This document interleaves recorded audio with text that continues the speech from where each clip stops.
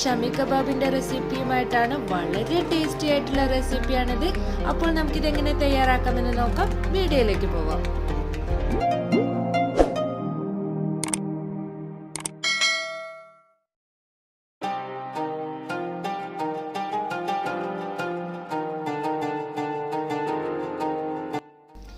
ഇതിനു വേണ്ടി 150 gram beef, എല്ലില്ലാത്ത piece നോക്കിയിട്ട് വേണം എടുക്കാനായിട്ട്. പിന്നെ 1/2 കപ്പ് മുതൽ 1/4 കപ്പ് വരെ കടലപ്പരിപ്പ് ചേർത്ത് കൊടുക്കാം. ഇതൊരു 3 മണിക്കൂർ വെള്ളത്തിലിട്ട് സോക്ക് ചെയ്ത് നന്നായി കഴുകി വാരിയെടുത്തതാണ്. ഇതിലേക്ക് ഒരു ചെറിയ സവാള, വലിയ സവാളയാണെങ്കിൽ പകുതി ഭാഗം മാത്രം ചേർത്ത് കൊടുത്താൽ മതി. അടുത്തതായിട്ട് ഇഞ്ചി, വെളുത്തുള്ളി ഏകദേശം ഓരോ ടീസ്പൂൺ വെച്ചിട്ട് ചേർത്ത് കൊടുക്കാം. കൂടുതലൊന്നും ആവശ്യമില്ല. പിന്നെ വേണ്ടത് 2 ഏലക്ക, 2 ഗ്രാമ്പു, ഒരു ചെറിയ കഷ്ണം പട്ട, പിന്നെ വേണ്ടത് ഒരു ബേലീവ്സ്, ഒരൽപ്പം പെപ്പർ കോൺസ്, ഏകദേശം ഒരു 1/2 ടീസ്പൂൺ പെപ്പർ കോൺസ്, 1/2 ടീസ്പൂൺ വീതം ചെറിയ ജീരകം, പിന്നെ 1/2 ടീസ്പൂൺ വരെ മഞ്ഞൾപ്പൊടി, പിന്നെ വേണ്ടത് ആവശ്യത്തിന് ഉപ്പ്, പിന്നെ 3 വറ്റൽമുളക്, 3 മുതൽ 4 വരെ വറ്റൽമുളക് ചേർത്ത് കൊടുക്കാം. അതിനുശേഷം നമുക്കിതിനെ നല്ലപോലെ ഒന്ന് മിക്സ് ചെയ്ത് കൊടുക്കണം. മട്ടൺ ഉപയോഗിച്ചിട്ടുള്ള ഷമി കബാബ് ഞാൻ മുന്നേ അപ്ലോഡ് ചെയ്തിട്ടുണ്ടായിരുന്നു. ഒരുപാട് ഓൾഡ് വീഡിയോ ആണ്, പക്ഷെ നല്ല ടേസ്റ്റിയാണ് മട്ടൺ ഉപയോഗിച്ച് തയ്യാറാക്കുമ്പോഴും. ഇനി നമുക്കിത് വേവാൻ ആവശ്യമായിട്ടുള്ള വെള്ളം ഒഴിച്ചു കൊടുക്കാം. ഏകദേശം 1/2 കപ്പ് വെള്ളം ഞാനിവിടെ ഒഴിച്ചു കൊടുത്തിട്ടുണ്ട്. ഇനി നമുക്ക് ഇതിനെ അടച്ച് വെച്ചിട്ട് വേവിച്ചു കൊടുക്കാം. ഏകദേശം 4 മുതൽ 5 വിസിൽ വരുന്ന വരെ മീഡിയം ഫ്ലെയിമിൽ വെച്ചിട്ടാണ് ഞാൻ വേവിച്ചെടുത്തിട്ടുള്ളത്. ആ ഒരു സമയം നമുക്ക് വെയിറ്റ് ചെയ്യാം. ഏകദേശം 20 മുതൽ 25 മിനിറ്റ് കൊണ്ട് തന്നെ നമ്മുടെ ബീഫൊക്കെ നന്നായിട്ട് വെന്ത് കിട്ടും. ഇപ്പോൾ ഫുൾ പ്രഷർ പോയതിന് ശേഷമാണ് ഞാനിത് തുറന്നിട്ടുള്ളത്. ഇനി നമുക്ക് നന്നായിട്ടൊന്ന് ഇളക്കി നോക്കാം. ഒട്ടും തന്നെ വെള്ളമില്ലാതെ നല്ല കറക്റ്റ് വേവായിട്ട് വന്നിട്ടുണ്ട്. ഇനി നിങ്ങൾ വേവിക്കുന്ന സമയത്ത് എങ്ങാനും വെള്ളമുണ്ടെങ്കിൽ അതിനെ തുറന്ന് വെച്ചൊന്ന് വറ്റിച്ചെടുത്താൽ മതി. കണ്ടില്ലേ, ഇതുപോലെ ആയി കിട്ടണം. ഇനി നമുക്കിത് ചൂടാറാൻ മാറ്റി വയ്ക്കാം. നല്ലതുപോലെ ചൂടാറിയതിന് ശേഷം നമുക്കിതിനെ ഇതുപോലെ ഒരു ഗ്രൈൻഡറിൽ ഇട്ടിട്ട് നന്നായിട്ടൊന്ന് അരച്ചെടുക്കണം. അതായത് നമുക്കിതിനെ ഉരുട്ടി ഷേപ്പാക്കുന്ന ആ ഒരു ലെവലിൽ വേണം അരച്ചെടുക്കാനായിട്ട്. ഇപ്പോൾ ഞാൻ ഇതാ കുറേശ്ശെ ആയിട്ടാണ്, ചെറിയ ജാറായതുകൊണ്ട് കുറേശ്ശെ ആയിട്ട് ഇങ്ങനെ അടിച്ചെടുക്കുകയാണ് ചെയ്തത്. നിങ്ങളുടെ കയ്യിൽ വലിയ ജാറുണ്ടെങ്കിൽ പെട്ടെന്ന് തന്നെ അരച്ചെടുക്കാൻ പറ്റും.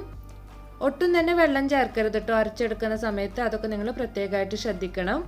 വളരെ ഈസിയാണ് നമുക്ക് തയ്യാറാക്കാനായിട്ട്. ബ്രെഡോ ഉരുളക്കിഴങ്ങോ മുട്ടയോ ഒന്നും തന്നെ ആവശ്യമില്ല. ഇനി ഇതിലേക്ക് ഒരല്പം മല്ലിയിലയും അതുപോലെ തന്നെ ഒരല്പം പുതിനയിലയും ചേർത്ത് കൊടുക്കുക. ഏകദേശം ഒരു കൈപ്പിടിയോളം ചേർത്ത് കൊടുത്താൽ മതി. അത് നിങ്ങൾക്ക് എങ്ങനെയാണോ ഫ്ലേവർ ഇഷ്ടം അതിനനുസരിച്ച് ചേർത്ത് കൊടുക്കുക. അതുപോലെ തന്നെ ഉപ്പ് കുറവാണെങ്കിൽ ഈ സമയത്ത് ഉപ്പ് ചേർത്ത് കൊടുക്കണം. അപ്പോൾ ഞാൻ ഇട്ട ഉപ്പ് കറക്റ്റ് ആയിരുന്നു, കാരണം എനിക്ക് സ്പെഷ്യലായിട്ട് ചേർത്ത് കൊടുക്കേണ്ട ആവശ്യമൊന്നും വന്നിട്ടില്ല. നല്ലപോലെ മിക്സ് ചെയ്ത് കൊടുക്കുക. ഇനി നമുക്കിത് ഫ്രൈ ചെയ്യാനുള്ള ഓയിൽ ഒഴിച്ചു കൊടുക്കാം. ഞാനിവിടെ വെജിറ്റബിൾ ഓയിലാണ് ഇത് ഫ്രൈ ചെയ്തെടുക്കുന്നത്.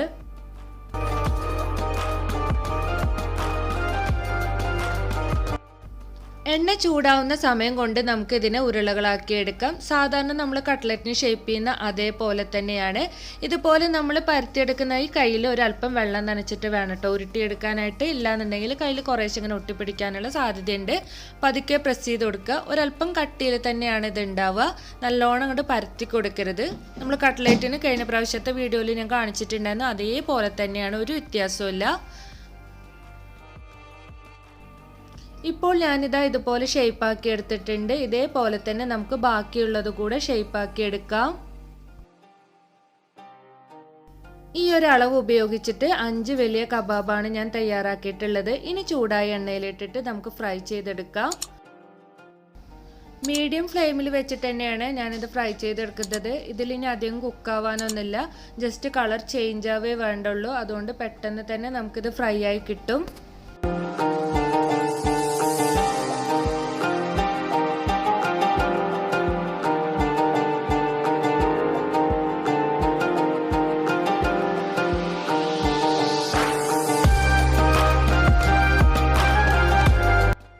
കളർ ചേഞ്ച് ആയതിനു ശേഷം നമുക്കിതിനെ പതുക്കെ മറിച്ചിട്ട് കൊടുക്കാം. മറിച്ചിട്ട് കൊടുക്കുമ്പോൾ ഒന്ന് ശ്രദ്ധിക്കണം, വേറെ കുഴപ്പമൊന്നുമില്ല.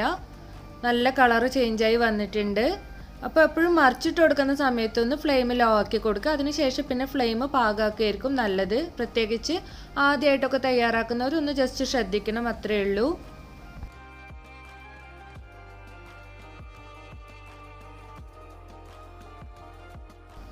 ഇപ്പോൾ ഇത് രണ്ട് സൈഡും നല്ലോണം കുക്കായി വന്നിട്ടുണ്ട്. ഇനി നമുക്ക് ഇതിനെ എണ്ണയിൽ നിന്ന് മാറ്റാം. നന്നായിട്ടൊന്ന് സ്ട്രെയിൻ ചെയ്തെടുക്കാം. അപ്പോൾ ഇത്രയേ ഉള്ളൂ. വളരെ ഈസിയാണ്. ശരിക്കും നല്ലൊരു ഡിഫറെൻറ്റ് ടേസ്റ്റാണ് ഈ ഒരു കബാബിന്. എല്ലാവരും ട്രൈ ചെയ്ത് നോക്കുക. ട്രൈ ചെയ്ത് നോക്കിയതിന് ശേഷം ഫീഡ്ബാക്ക് അറിയിക്കുക. അപ്പോൾ നിങ്ങൾക്ക് എൻ്റെ വീഡിയോ ഇഷ്ടമായെന്ന് കരുതുന്നു. അതുപോലെ തന്നെ ഞാൻ മുന്നേ അപ്ലോഡ് ചെയ്തിട്ടുള്ള മട്ടൺ കബാബിൻ്റെ റെസിപ്പിയും കാണാൻ മറക്കരുത്. Thanks for watching.